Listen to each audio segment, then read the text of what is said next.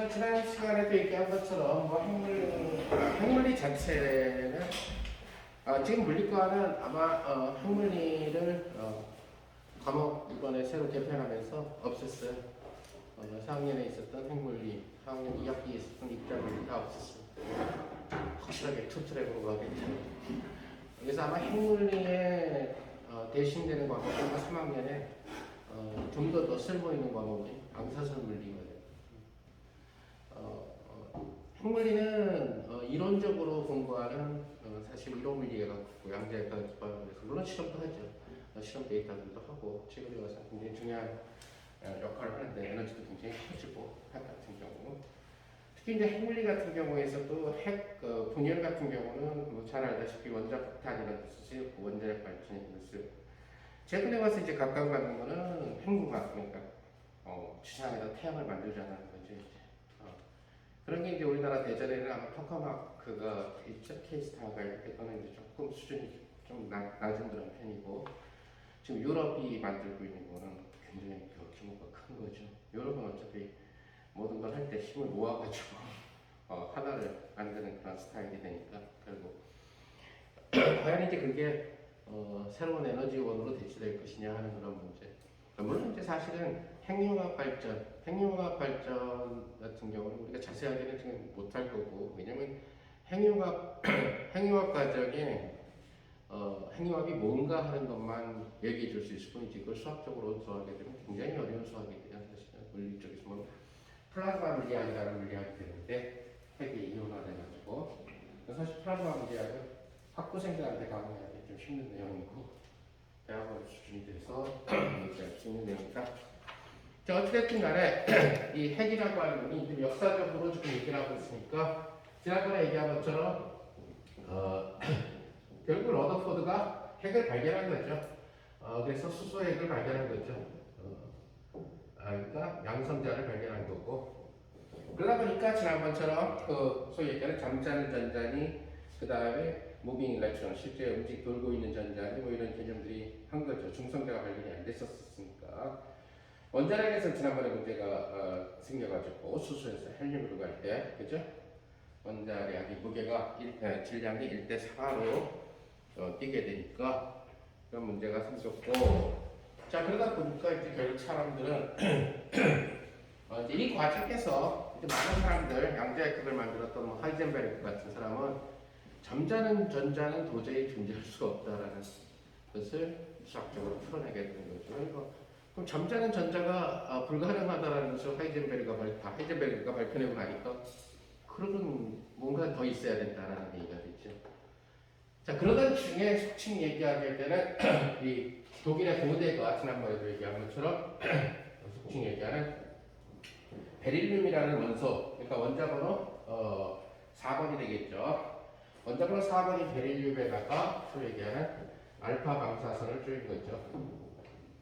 방사선은 지난번에 얘기한 것처럼 1800년대 말부터 1900년대 초 사이가 방사선 시대 발견의 시대라고 생각하면 됩니다. 일반적으로 투과력이 있는 빔을 방사선이라고 얘기를 하게 되는데 그 방사선이라는 이름을 붙인 사람은 바로 퀴리 부인이에요. 그래서 레디오 액티비티라는 단어를 처음으로 퀴리 부인이 쓰기 시작했죠. 논문에서. 그 전까지는 그냥 미지의 빔이다 이렇게 생각을 했던 거죠. 그래서 이제 소위 얘기하는 앙리 베크웰, 퀴리 부인 스승인 앙리 베크웰이 우라늄에서 나오는 방사선을 갖다가 찾아냈고 우연히 그 다음에 퀴리 부인이 지난번에 얘기한 것처럼 두 종류의 우라늄보다 훨씬 더 강한 방사선을 내는 두 개의 원소를 찾아낸 거죠. 그래서 1900년대 들어서 두 개의 원소가 찾아냈으니까 84번 폴로늄하고 88번 라듐을 갖다가 찾아내게 된 거죠. 그러니까 이 당시에는 새로운 원소를 찾는다는 것이 굉장히 힘든 일이었기 때문에 각각의 공로로 하나는 노벨 물리학상을 준 거고 하나는 노벨 화학상을 준 거죠. 또 이렇게 받을 수 있었던 근거는 그 당시에 1900년의 초창기가 좀 노벨상 줄 사람이 많지가 않았기 때문에 두 개를 받을 수 있었고 지금처럼 경쟁이 치열했다면 아마 하나 정도 받았겠죠.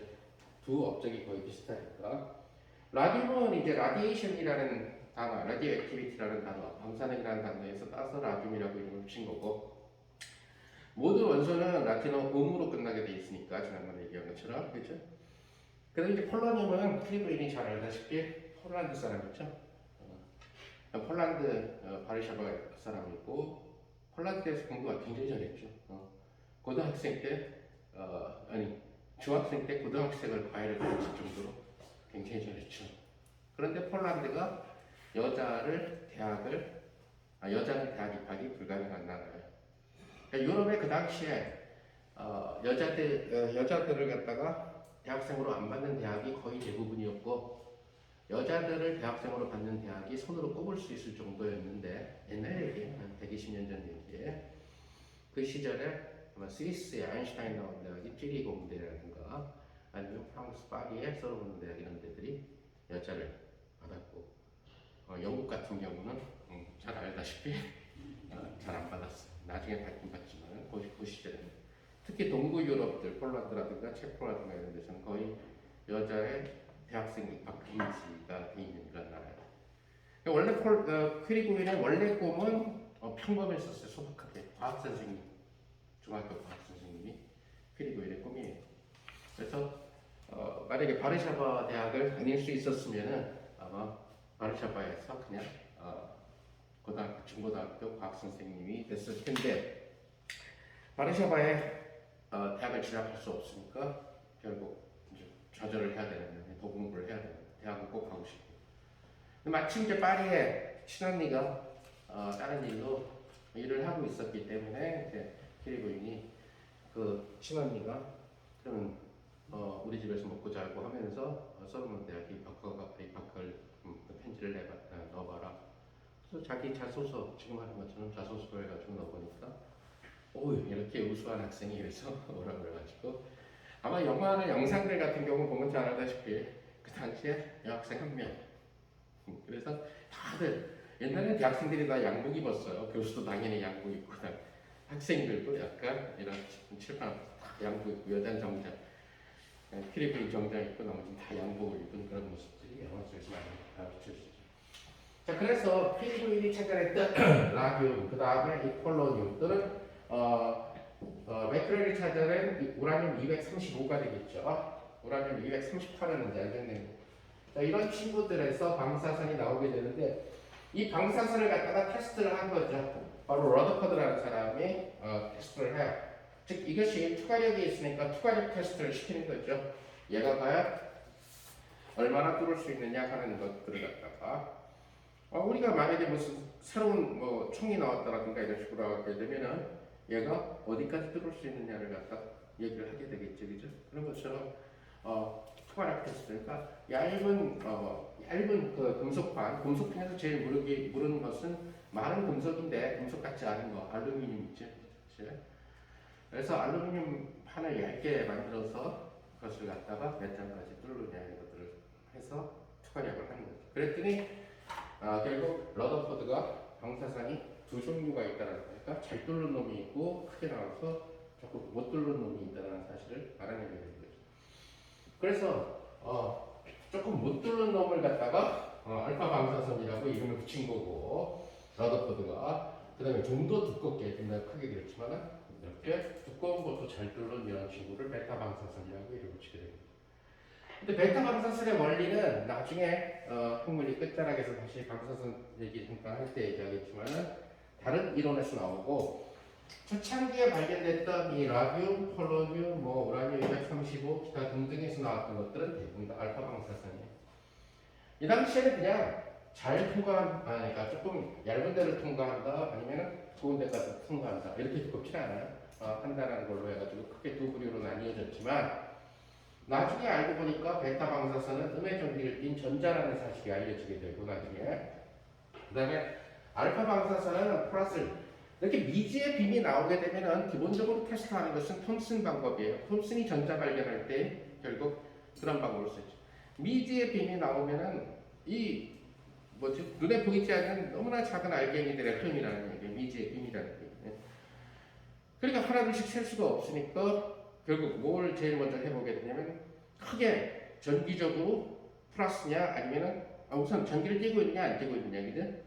전기를 띄고 있다면 플러스 전기를 띄고 있냐 마이너스 전기를 띄고 있냐 따라서 세 종류로 나뉘어진다는 거죠. 그럼 전기를 띄느냐 안 띄느냐 하는 것은 간단하게 된다는 얘기. 미지의 빔이 이렇게 흘러간다라고 할 때 이렇게 위아래에다가 자기장을 걸어줍니다. 그럼 바로 전자기 법칙에 따라서 전기를 띄었다면 휘게 되겠죠, 그죠? 그게 이쪽으로 휘느냐 이쪽으로 휘느냐에 따라서 플러스냐 마이너스냐가 결정된다는 얘기. 그건 뭐 여러분들이 기본 물리, 일반 물리에서 했던 내용이 되겠죠. 전기를 안 띄었다면 얘가 전기를 안 띄었다면 자석에 아무 영향을 받지 않으니까 관성의 법칙에 따라서 그대로 직진을 하게 된다는 얘기. 보통 이제 이런 식으로 해서 전기 테스트부터 먼저 한다는 얘기예요. 그러다 보니까 러더포드가 아까 얘기한 대로 투과력 테스트를 해가지고 나타났는데 투과력이 두 부류로 나눴다는 거예요. 방사선을. 근데 그 투과력이 센 친구는 좌선을 걸어보니까 마이너스 전기를 투과력이 약한 놈은 플러스 전기. 그래서 자기의 두 종류로 나누는 것이 맞았다라는 것을 생각을 하게 된 거죠. 물론 러더포드는 그 방사선 문제로 노벨 화학상을 받은 것은 아니지만은 연장 무용으로 노벨 화학상을 받았지만은 자 그래서 나중에 알고 보니까 얘는 전자였고 얘네들은 뭐였냐면은 플러스 전기를 띠고 있는데 이것이 바로 헬륨의 핵이라는 거죠. 그러니까 헬륨의 핵이 튀어나온다는 거예요. 이 당시에는 역사적으로 얘기하면 아직 중성자가 발견되기 전이라는 얘기거든요. 그러니까 그냥 헬륨이라는 원자에 전자 빼놓은 친구, 그죠? 헬륨은 전자를 두 개를 거느리고 있는데 전자를 두 개가 튀 나가게 되면은 뭐가 남게 되냐면 헬륨의 플러스 2가 이온이 되겠죠, 그죠? 전자 두 개가 사라졌으니까. 그럼 덩그러니 남아있는 이 헬륨핵이라는 거예요. 전자 두 개를 갖다 뺐으니까 이가의 전기를 띤 플러스 전기를 띠고 있는 거죠. 그래서 이 헬륨핵이라는 거예요.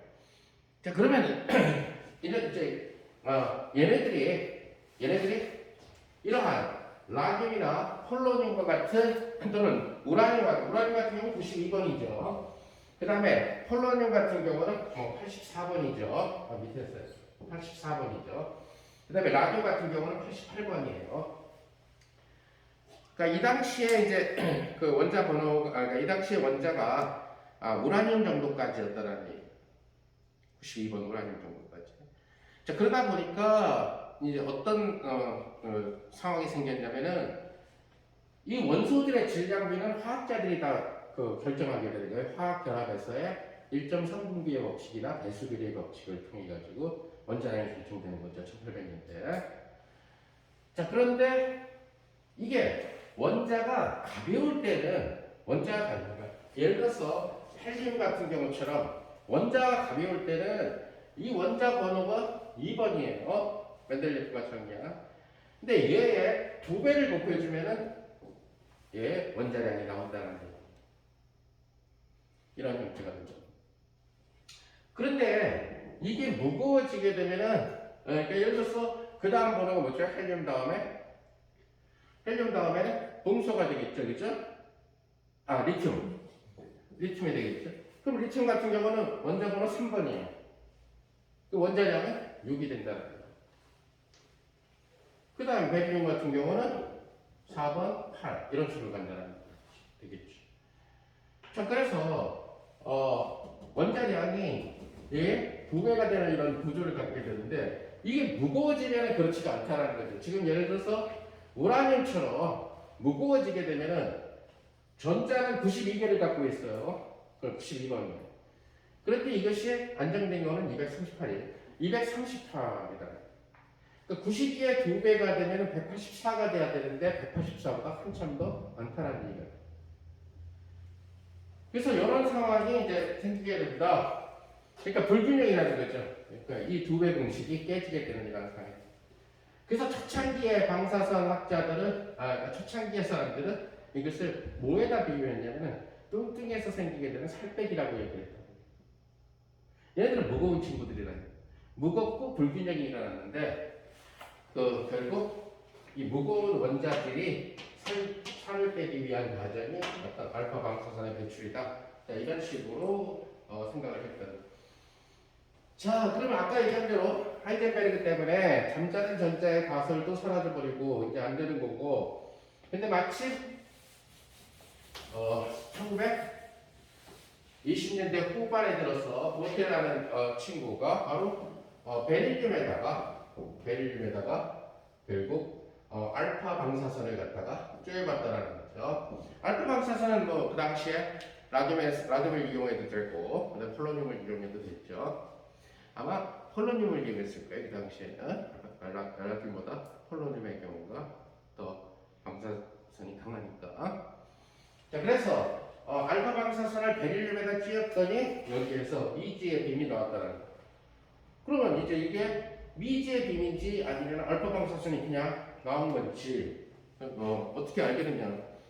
여기 들어갔는데 알파 방사선을 쪼여서 얘가 도로 나간 건지 아니면 알파 방사선을 잡아먹고 딴 놈이 나온 건지 어떻게 알게 됐냐? 일단 전기가 달라지면 다른 놈이 튀어나오는 거지. 그러니까 제일 먼저 테스트하는 것은 전기를 테스트해야 된다는 얘기. 그럼 알다시피 들어간 놈은 플러스 전기를 띠고 있는 알파 방사선이었다는 거예요. 그래서 베릴륨에서 나온 친구를 자석을 걸어보니까 자석을 뭐 N극하고 S. 자, 이렇게 걸었으면 전기를 꼈다면 얘는 휘어야 된다는 거죠. 근데 그냥 가더라 하는 거죠. 그러면 얘는 알파 방사선이 아니라는 얘기죠. 알파 방사선은 플러스를 가져야 된다. 그러니까 베릴륨이 알파 방사선을 잡아먹고 딴 놈을 내보냈다는 얘기예요. 그래서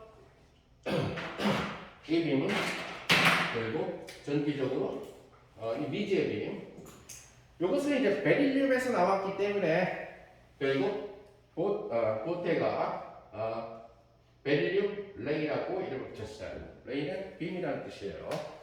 그래서 베릴륨선. 그러니까 보테는 이제 베릴륨산의 발견으로 노벨 물리학상을 받게 되죠. 하지만 베릴륨 레이의 정체를 모른 채 노벨상을 받게 되는 거고. 그럼 이제 베릴륨 레이의 정체를 갖다가 찾으려고들 많이들 노력을 하겠죠.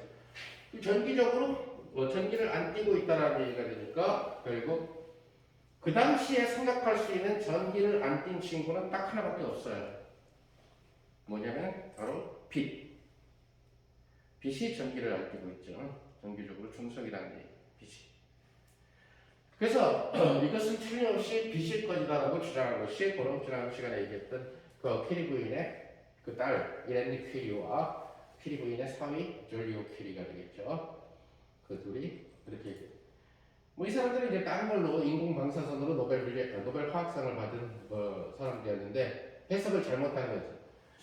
그러니까 이 빛이라고 생각했을 때에 어떤 빛이 아닐지도 모른다라고 하는 의심을 품은 과학자가 있었으니 그것이 바로 체드윅이라는 사람이라는 거죠. 그렇다면 이제 확인을 해야 되는데 이 빛이라는 친구는 질량이 물론 에너지를 갖고 있지만 질량이 너무 작아서 실제적으로 봤을 때 얘네들은 큰 질량을 가진 놈을 밀거나 이러지 못한다는 얘기예요. 질량이 적기 때문에. 뉴턴 역학적으로만 얘기하게 되면은. 그러니까 체드윅 입장에서 봤을 때는 얘가 만약에 이 미지의 빔이 얘네들은 어차피 하나둘씩 볼 수 없어요. 우리가 양성자 볼 수 없죠, 그죠? 중성자 볼 수 없다라는 거. 자, 그럴 때는 간접 테스트를 할 수밖에, 블라인드 테스트, 간접 테스트밖에 못 한다라는 얘기거든요. 자, 예를 들어서 여러분들이 간단하게 얘기를 해가지고, 예를 들어서 이런 커다란 뭐 탁구대도 좋고, 뭐 당구대도 좋고요. 이런 데다가 커튼을 쳐놓읍시다. 암막을 안 보이게. 그리고 여기다가 당구대가 좋겠다. 당구공을 하나 넣읍시다. 그리고 이 사람이 지금 사람이에요. 관찰한다라고 합시다.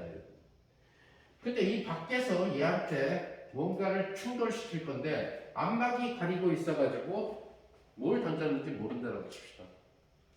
그런데 어떤 놈을 던졌는지를 대충 알 수 있는 것이 바로 간접적인 방법의 실험이라는 겁니다.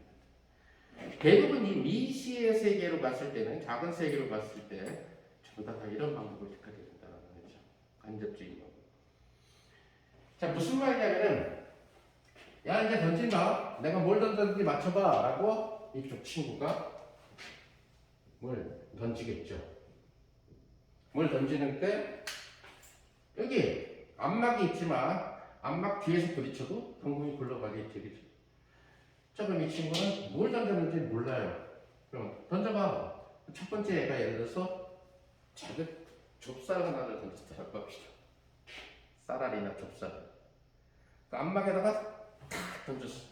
그래서 안막과 당구공하고 동시에 충돌을 시켰어요.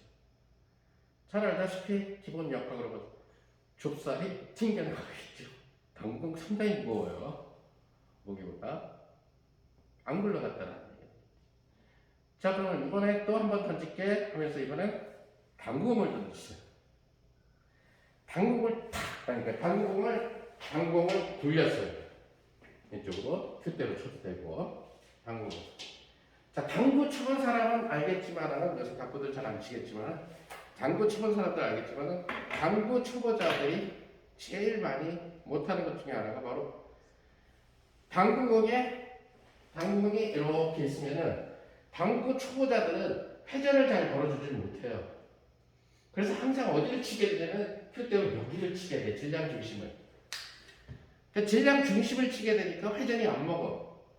회전이 안 먹으니까 그 소위 얘기하는 역학에서 각 운동량이 안 생기는 운동, 즉 역학완에서 배웠던 그냥 질량 M을 갖고 병진 운동만 하는 운동이 됩니다. 그래서 질량 M을 가진 질점이 종지에 있는 똑같은 질량을 가진 놈과 충돌하는 이 문제가 되어요. 그럼 뭐가 돼요? 때린 놈은 그 자리에서 멈추고 맞은 놈은 때린 놈의 속도를 그대로 이어받아서 나가게 돼. 이걸 우리 당구에서 스톱볼이라고 얘기하죠. 당구 못 치는 사람이 꼭 치면 돼. 근데 실제로 이런 스톱볼은 포켓볼 같은 데서는 일부러 스톱볼을 치죠. 포지셔닝 때문에, 그죠? 내 공이 빨려 들어가면 안 되니까. 그래서 스톱볼을 쳐서 그 다음 공을 치게끔 한다. 자, 근데 이번에 당구공을 굴렸어요.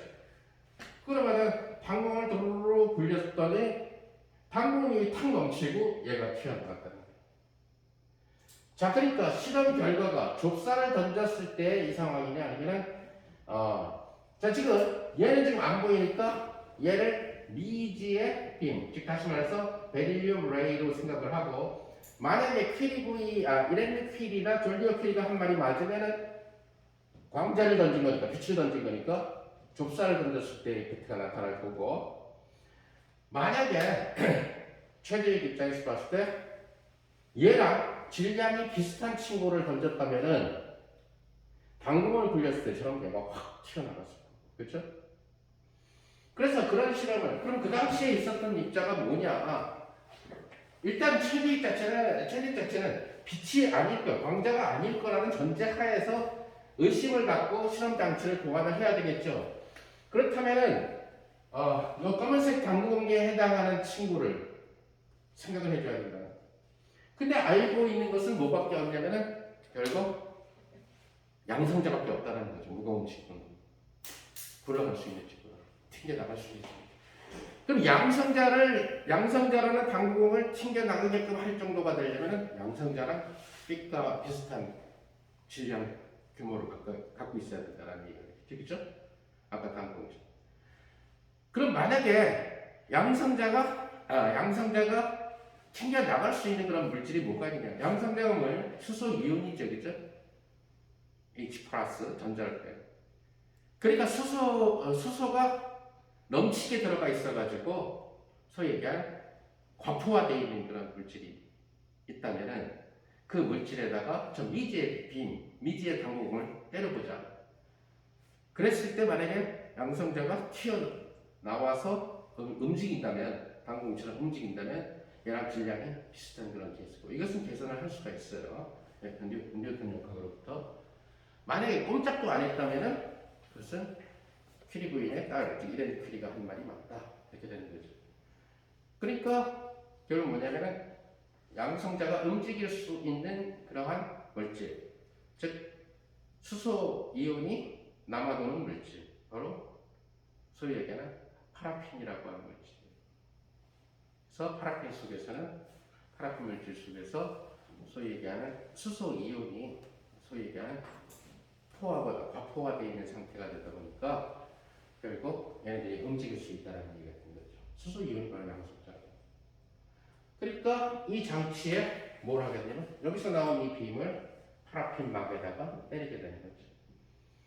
그럼 파라핀 속에 있었던 수소 이온, 즉 이게 양성되죠.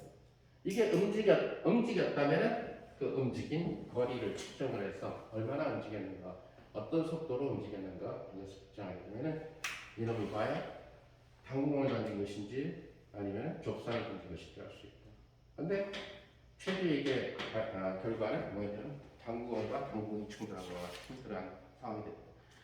전기는 뛰지 않고 그 당구공과 당구공이 충돌한 것 같은 그런 상황이 연출됐다면 이것은 전기를 안 꼈으면서 양성자랑 질량이 거의 비슷한 놈이 와서 부딪혔다는 얘기죠. 그러니까 전기를 안 꼈는데 양성자랑 거의 질량이 비슷한 친구니까 새로운 원소라는 얘기, 새로운 소립자가 된다는 얘기가 되겠죠. 그래서 결국 이 최대익은 이 결과를 논문으로 만들고 이름을 명명할 수 있는 권리가 생겼으니까 결국 중립을 뜻하는 뉴트럴이라는 단어에 모든 입자는 온으로 끝내야 되니까 뉴트론이라고 이름을 붙이게 된 거죠. 그죠? 뉴트럴에서 나온 중간을 나타내는 그래서 뉴트론이라고 이름. 그때도 얘기한 것처럼 모든 번역은 우리가 먼저 한 게 아니라 일본 애들이 먼저 했기 때문에 결국 자로 끝나는 중성자가 됐다는 얘기죠. 그래서 모든 수립자 물리학은 자로 끝나는 그런 친구들. 일본 말로 얘기하면 꼬가 되겠지. 무슨 꼬로 되는 그런 상황이 됐다는 얘기예요. 자, 그렇게 해서 결국은 뭐가 되느냐. 나중에 이제 엄밀한 실험을 해놓고 보니까 중성자의 질량으로 봤을 때 중성자의 질량은 바로 프로톤, 양성자의 질량과 비슷한데 얘가 조금 더 무거워요. 그래서 중성자가 조금 더 무겁고 양성자가 자 이렇게 근데 거의 비슷해요. 거의 비슷한데 약간의 차이가 난다. 자 이렇게 중성자가 발견되고 나니까 결국 핵 문제가 깨끗하게 해결됐다는 거예요. 이제 잠자는 전자 필요 없이 그래서 우리가 프로톤의 이니셜을 따서 P라는 놈, 뉴트론은 중성자는 N이라는 놈으로 하게 되면은 결국 원장으로 1번 수소 같은 경우에는 H1, 1 이렇게 되겠죠. 핵 구성은 바로 뭐가 되면 프로톤 하나만 있는 이라는 친구가 된다. 원자번호 2번 헬륨의 경우는 얘의 질량의 4배가 돼야 되겠죠. 그러니까 결국 프로톤이 2배가 있어야 되겠죠. 그죠? 그래야 전자가 2개가 돌 수 있으니까. 그러니까 뉴트론이 2개가 있는 이러한 구조가 된다는 거죠. 자, 이런 식으로 해서 결국 핵은 결국 프로톤과 뉴트론으로. 그럼 지난 시간에 얘기했었던 수소의 동위원소 그런 D. 이 경우는 원자번호는 1번이에요. 중수소는. 그러나 무게는 2배가 된다는 얘기예요. 자, 그러면 이런 핵은 중수소 핵은 어떻게 되느냐? 바로 P 하나, N 하나가 있는. 그래서 N이 하나 추가된다 하더라도 전기적 성질에는 아무 영향을 미치지 않죠. 물리적 성질, 즉 무게에만 영향을 미치죠. 그죠? 무게는 물리적 성질이에요. 따라서 이 D라고 하는 중수소는 H가 할 수 있는 모든 화학과 똑같아요. 그러니까 D 갖고 염산을 만들 수도 있고 D 갖고 물을 만들 수도 있고 오케이? 그러니까 우리가 H2O 이렇게 만들 수도 있고 물을 화학적 성질이 똑같으니까 D2O 이렇게 만들 수도 있고 그런데 이렇게 물을 만들면은 얘는 원자량이 어떻게 돼요? 16, 2, 18 정도 나와야 되겠죠? 얘는 20이 나오게 되겠죠? 그죠? 지금 차이는 2밖에 차이가 안 나지만 많이 모으면 차이가 커지게 되겠죠. 그죠? 그래서 H2O, 우리가 흔히 먹는 물을 정수라고 얘기하죠. 가벼운 물. 그 다음에 H2O라고 하는 것이 평소물보다 무겁죠. 난 먹어본 적은 없지만 중수라고 얘기하게 되겠죠. 얼마 쓴지 잘 모르겠어요. 어쨌든 간에. 그래서 나중에 원자 핵 분열을 서서히시키기 위해 가지고 물을 사용을 하는데 그걸 갖다가 천천히 만약에 원자핵 분열 안 시키고 갑자기 빠르게 시키게 되면 폭탄이죠. 그때 소위 얘기하는 감속제로 쓰는 것이 물인데 여기서 얘기하는 물은 완전 증류수를 얘기하는 거예요. 딴 거 하나도 안 들어간 100%의 순수한 물을 갖다가 사용을 해야 되는데 그게 바로 H2O를 쓰면은 그 원자로를 경수로라고 부르게 되는 거고 그다음에 D2O라는 거를 쓰게 되면 중수로라고 이렇게 붙이게 되는 거죠. 일반적으로 원자로를. 그 지난번 후쿠시마 원전 폭파할 때에 골든 타임을 넘긴 이유 중에 하나는 골든 타임을 빨리 그 피해를 빨리 줄일 수 있는 방법은 빨리 원자로가 뽀글뽀글 끓고 있을 때 빨리 그 바로 옆에 바다니까 헬리콥터로 바닷물을 공급해서 빨리 저거 했었어야 돼. 그러나 원자로에 한번 바닷물이 들어가게 되면은 그것은 마치 휘발유차에다가 경유를 부은 것처럼 회복이 잘 안 돼요. 그냥 다시 짓고 다시 해. 그러니까 그걸 미적미적거리다 보니까 더 큰 사고가 있었다. 그 원자로를 폐쇄하고 날릴 각오를 했다면 조금 더 피해를 막을 수가 있을 거라는 얘기가 있죠. 자, 어쨌든 이런 식으로 하다 보니까 우리는 P가 하나에 N이 두 개의 이런 친구들도 있을 수가 있다는 얘기입니다. 이런 경우는 결국 T1, 3, 3중수라고 부르게 되는 것입니다. 따라서 T2O라고 하는 3중수라는 것도 만들 수가 있다는 얘기입니다. 무게가 더 무거워지게 되겠죠. 그런데 같은 질량을 갖고 있는데도 수소처럼 행동 안 하는 친구도 있다는 거예요. 바로 그것이 헬륨3라는 거죠. 그래서 헬륨3라고 하는 것은 화학적으로는 2분이 돼야 되지만 원자력이 3이어야 되니까 결국 헬륨하고 화학적 성질이 같아야 되니까 P가 두 개가 돼야 될 거고, 오케이? 대신에 중성자는 하나만 있어야 된다는 거죠. 바로 이 헬륨3가 바로 노벨상을 받은 바로 초액체예요. 헬륨은 보통 영하 269도, 즉 4도 K에서 액체 상태로 되는데 그때 조금 더 온도를 낮춰주게 되면은 상전이가 일어나서 헬륨3가 되는 수가 있는데 헬륨3의 액체 상태가 바로 소위 얘기하는 표면 장력이 제로인, 즉 점성이 제로인. 그래서 마찰에 의해서 에너지가 죽지 않는 그러한 초액체, 슈퍼플루이드라고 하는 초액체가 만들어지죠. 초액체는 여러분들이 인터넷에서 사진 많이 볼 수 있겠지만 이러한 생맥주잔 같은 데다가 초액체를 부으면은 절반쯤 부으면은 보통 우리가 일반 액체는 생맥주 잔에다가 맥주를 가득 부어야 넘치죠, 그죠? 뭔가 그 끄트머리 비슷하게 좀 됐습니다. 근데 초액체 같은 경우는 정말 한 3분의 1만 부어도 얘가 점성이 없기 때문에 벽을 타고 이렇게 와서 밖으로 떨어지는 게 아니라 다시 벽을 타고 이렇게 내려왔다. 그랬다가 다시 또 들어가. 다시 내려왔다 들어갔다. 내려왔다 들어갔다. 이러한 영구적인 운동을 합니다.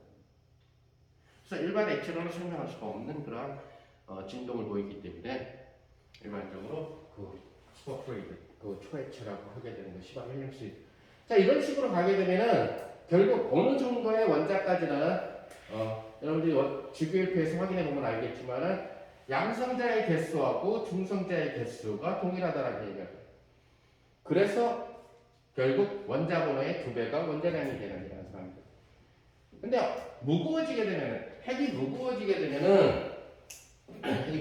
되면은 양성자의 수와 중성자의 수에서 불균형이 생기게 된다는 거예요.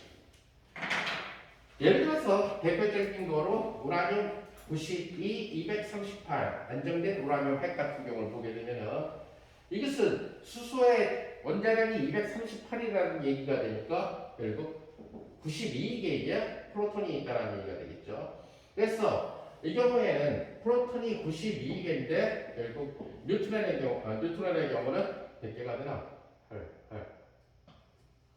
146인가? 오케이. 뉴트론이 이런 식으로 해서 뉴트론의 개수가 많아지게 되는 이런 상황입니다. 이것이 주로 무거운 핵들의 특징이라는 얘기죠. 무거운 원소들, 무거운 핵들의 특징이 됐다. 그래서 결국 방사선을 갖다가 내는 그런 경우들은 두 종류가 있는데 가벼운 핵에서 방사선을 내게 되는 경우에는 결국 양성자 수와 중성자 수의 균형이 깨져 있는 친구들. 즉 다시 말하면 얘랑 화학적 성질은 같은데 물리적 성질이 다른 거. 다시 말하면 무게가 달라지는 거죠. 그랬을 때 가벼운 원소들 같은 경우에 있어서는 양성자 수하고 중성자 수가 같아지는 그런 케이스를 우리는 안정된 원자핵이라고 얘기를 해요. 그런데 그것의 동위원소, 쉽게 얘기하면 화학적 성질은 같잖아 물리적 성질이 다른 거죠. 무게가 다른 거죠. 그 동위 원소들이 방사성 원소가 주로 된다는 얘기겠죠. 일반적으로 보면 T 같은 경우가 삼중수 같은 경우도 방사성 물질이 되는 거고, 그 다음에 뭐 제일 대표적인 것은 결국 12C6 탄소 같은 경우는 6번에 12. 그러면 양성자 6개, 중성자 6개니까 안정돼. 얘 방사선 안 돼요. 이게 바로 우리가 흔히 얘기하겠던 우리가 지금 맨날 마시게 되는 CO2에 들어가게 되는 친구 같은 경우고, 그럼 방사능 같은 경우 주로 쓰이는 것은 바로 14, 6이 된다는 얘기. 그럼 얘는 중성자가 8개, 양성자가 6개 이런 친구, 불균형이 일어나는 친구가 되겠죠. 그래서 이것이 방사능 탄소가 된다는 얘기. 나중에 다시 방사능에 대해서 얘기하겠지만 방사능 원소들은 일반적으로 자기가 방사능의 양이 절반으로 되는 것이 물질에 따라서 다르죠. 그죠? 관광기라고 부르는.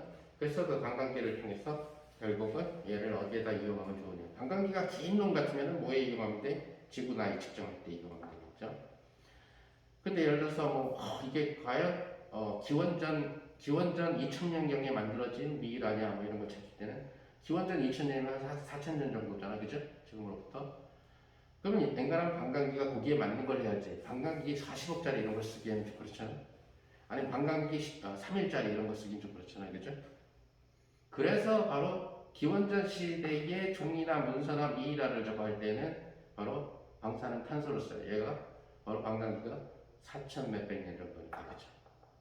딱 거기에 맞는다는 얘기가. 그렇죠? 물론 관광기가 돼서 반으로 줄어들고 그 다음에 이제 더 줄어들게 되겠지만은 방사능은 여전히 남아있는 그런 상황입니다. 자, 이렇게 되고 나니까 우리가 결국 핵물리 입장에서 기본이 되는 주인공은 결국 이 프로톤과 뉴트론이라고 이름을 붙이게 됐고, 이것이 바로 러더포드가 명명했던 핵을 구성하고 있는 친구, 즉 러더포드가 뉴클리온이라고 핵을 얘기를 했죠. 그래서 소위 얘기하는 이제는 핵자라는 말을 쓰고, 이것을 핵자를 뉴클레온이라고 쓰고, 결국 핵자는 뭘로 구성되어 있느냐? 양성자, 즉 프로톤과 그 다음에 중성자, 뉴트론으로 구성되어 있는. 자, 그래서 이제 핵물리를 나가기 위해서는 기본적으로 용어를 생각을 해야 되는데, N이라고 이제 앞으로 쓰게 되면은 중성자 수를 얘기할 거고, 그 다음에 Z라고 얘기하게 되면은, 우리가 Z는 보통 화학에서 원자번호로 쓰는데 이 원자번호는 바로 양성자 수가 돼야 돼요. 왜? 전자수로 하면 안 되거든요. 핵물리에서 전자는 주인공이 아니에요. 뿐만 아니라 우리가 이온을 다르게 되면은 전자의 개수가 달라지죠, 그죠? 그래서 안 달라지는 거, 원자번호랑 안 달라지는 것은 역시 양성자 수가 된다는 거. 그 다음에 A라고 하는 친구를 도입하는데, 이것은 두 개를 더하면은 핵을 구성하고 있는 조립자의 개수, 이것을 우리는 핵자 수라고 얘기를 했죠. 그래서 보통 가벼운 핵의 경우에 있어서는 N하고 G하고 같은 그런 경우가 되고, 무거운 핵의 경우는 N이 G보다 커지게 되는 이러한 형태가 된다는 것을.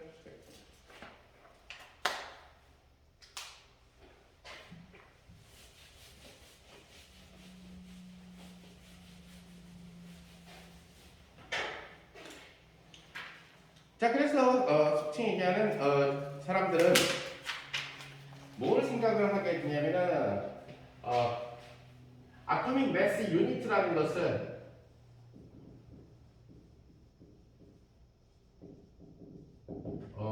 AMU라고 하는 아토믹 매스 유니트라고 하는 친구를 갖다가 도입을 하게 돼요. 자, 그런데 이 아토믹 매스 유니트를 정의를 할 때 전자의 질량을 빼버려요. 사실은 원자의 질량이라고 하는 것은 이 속에 있는 이 핵의 질량만 있는 것은 아니죠. 여기를 떠도는 전자들의 질량들도 있죠. 작지만.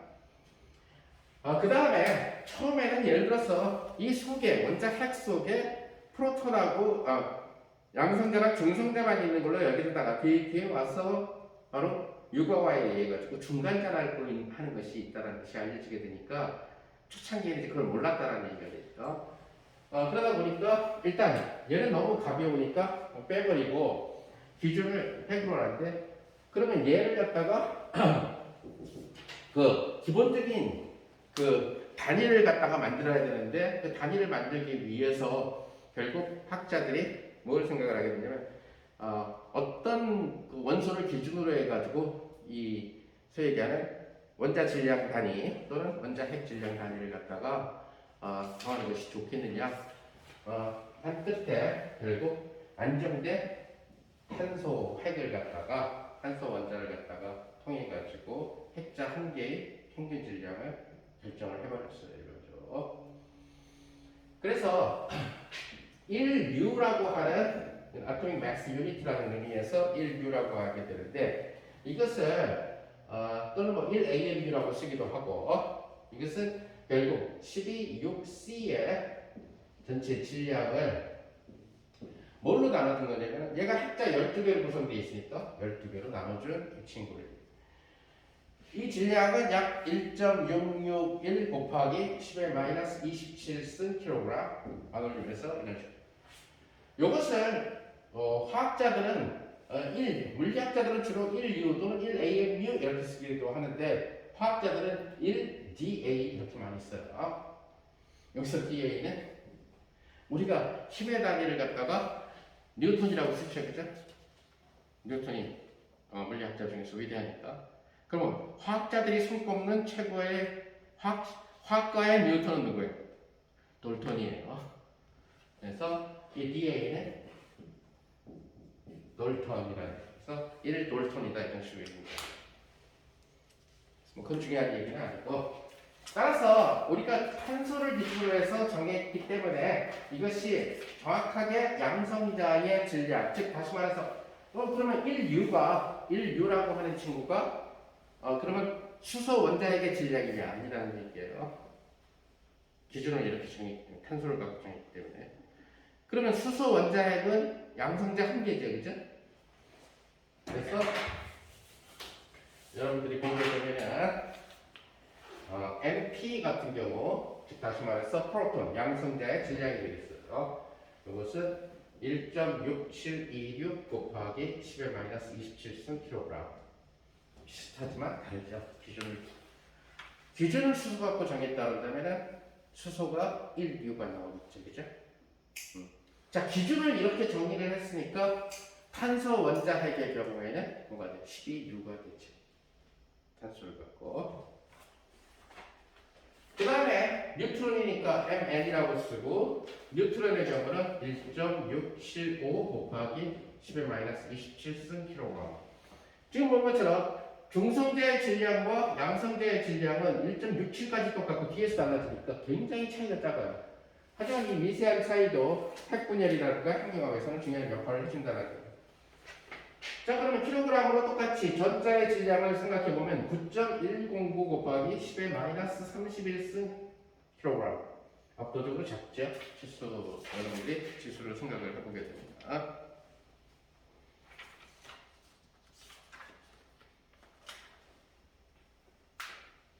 자, 그런데 우리가 일반적으로 핵물리에서는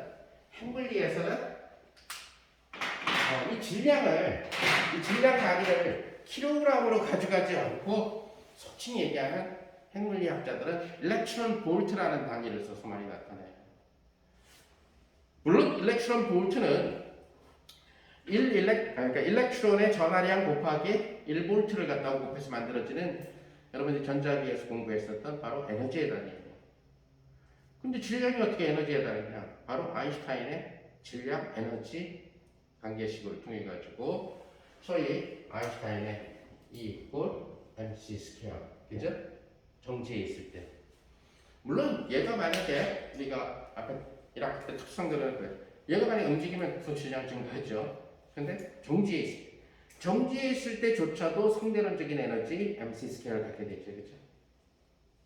자, 그 에너지를 기준으로 해서 결국 만약에 이런 질량을 갖고 있다 한다면은 얘가 갖는 정지 에너지는 얼마냐 이런 식으로 해서 질량 대신에 에너지 단위를 써서 많이 표현을 해. 즉 질량 곱하기 C 제곱을 해가지고 에너지 단위로 많이 표시한다. 자, 그러면은 전기에서 1 일렉트론 볼트라고 하는 친구는 뭐가 되느냐? 1 일렉트론 볼트라고 하는 것은 결국 전자 하나가 갖는, 그죠? 전자 하나의 전하량. 우리가 알다시피 여러분들이 전기에서 배웠지만 에너지라고 하는 친구는 전기에서 전하량 Q에다가 전하량에 걸려준 전하 V가 되겠죠, 그죠? 그런데 지금 이거는 전자 볼트라는 얘기예요. 그럼 전자 하나의 전하량은 1.6 곱하기 10의 마이너스 19승 쿨롬. 거기에다가 1볼트의 전압을 걸어줬을 때 곱하기 1볼트. 쿨럼에다가 볼트를 걸어주게 되면 이것은 바로 주울이 되겠죠. 따라서 1 일렉트론 볼트는 1.6 곱하기 10의 마이너스 19승 줄 이런 식으로 된다는 것을 알 수 있습니다. 그럼 굳이 왜 이렇게 일렉트론 볼트라는 단위를 질량을 정의할 때 사용하느냐? 킬로그램을 갖고 노니까 너무 얘네들이 숫자가 크다라는 얘기가 되겠죠. 그래서 지수가 너무 커진다라는 얘기. 마이너스 지수가. 그러다 보니까 조금 얘로 상쇄시켜 줄 수가 있다는 거죠. 자, 그렇게 하면서 일렉트론 볼트의 좀 큰 일렉트론 볼트 단위를 갖다가 생각을 해주게 되는 거예요. 우리가 자꾸 다리가 커지면 10의 3승씩을 곱해가지고 새로운 단위를 만들게 되는 거죠. 그죠? 그래서 옛날에는 상상도 못했던 것들이 정보 쪽에서는 뭐가 되죠? 거의 테라까지 나오고 있잖아요. 테라 나오는데 모르겠는데 어찌됐든 간에 옛날에는 상상도 못했어요. 1테라 바이트라고 하는 것을 전혀 상상을 할 수가 없었다는 얘기예요. 그러니까 옛날에 내가 여기 학교 처음 와서 갖고 있었던 386 컴퓨터가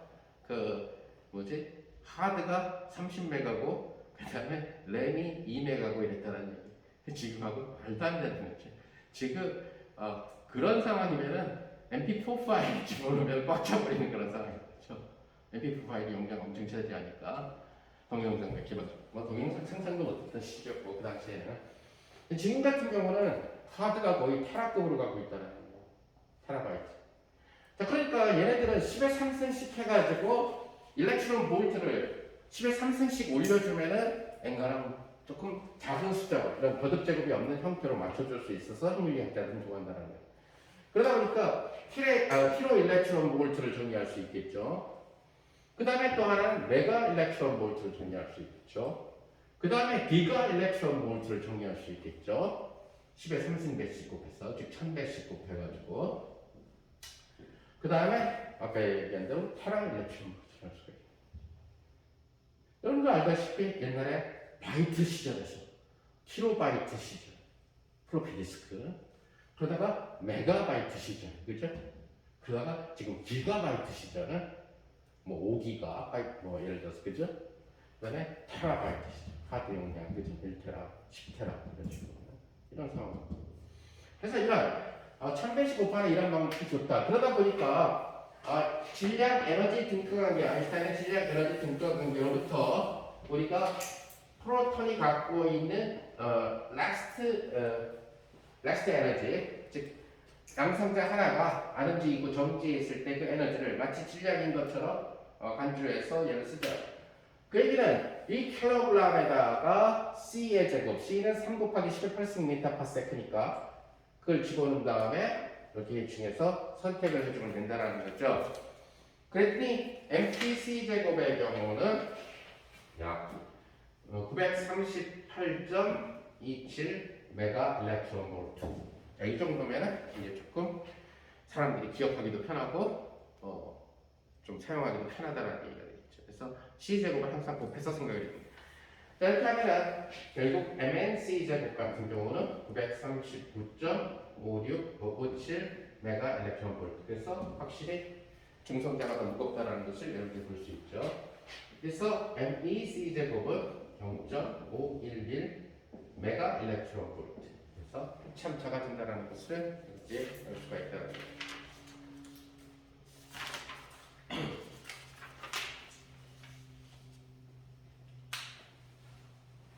자, 그래서 이런 상황, 그러니까 이것은 핵물리에서만 이렇게 쓰는 것은 아니에요. 소립자 물리학으로 가도 역시 마찬가지로 얘를 사용을 하겠죠. 결국 소립자 물리학으로 간다는 얘기는 양성자나 중성자를 더 기본 입자로 생각하지 않고 다른 소립자의 복합체로 생각을 하는 거죠. 그죠? 그것이 바로 쿼크가 되는 거죠. 일반적으로. 그래서 양성자나 중성자나 전부 다 세 개의 쿼크식으로 구성되어 있으니까.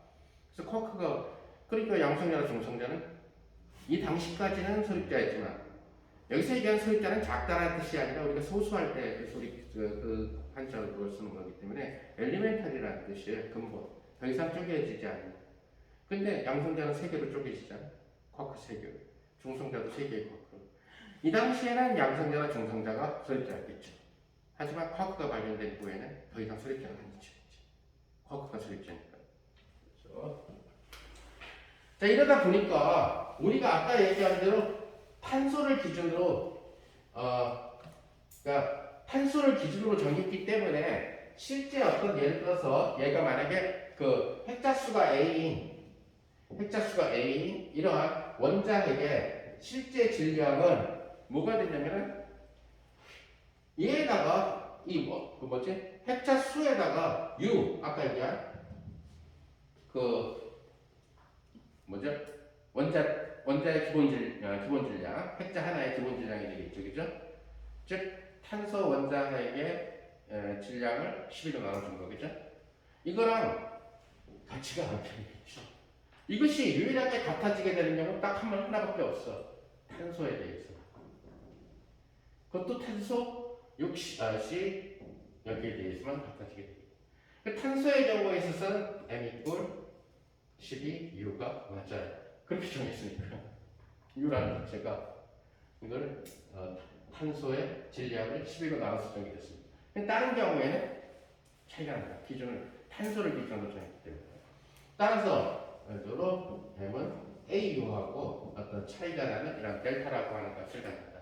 이것을 갖다가 우리는 뭐라고 그러냐면 mass excess라고 부르는 거죠. 그래서 질량에 차이가 생긴다는 것을 이해할 수 있다. 그래서 기본적인 이 핵물리에서 사용되는 용어들을 얘기를 했고, 다음 시간에 바인딩 에너지를 통해 가지고 구매를 그 다음에 핵이 어떻게 생겼느냐, 핵의 바인딩 에너지, 결합 에너지, 핵이 결합 에너지가 양성자의 수와 그 다음에 핵자 수, 즉 중성자의 수하고 어떤 관계가 되는가, 그런 것들을 보고 뒤에 가서 마지막에 방사선에 대한 간단한 얘기만 하는 걸로 합시다.